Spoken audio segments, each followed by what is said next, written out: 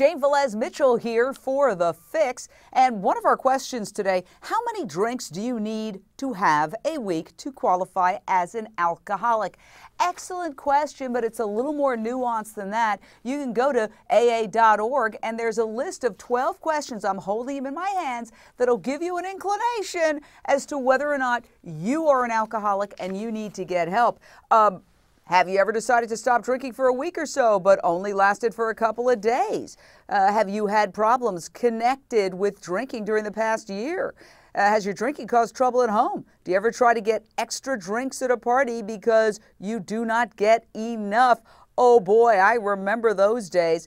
I've been sober 17 years, and I checked this out when I first got sober, and I checked them all off. Yes, yes, yes, yes, yes, yes, yes. But even if you check off the majority of them, there's an indication there that you've got an issue with drinking and you can get help. There is a solution. You don't have to live with the incomprehensible demoralization of alcoholism or addiction.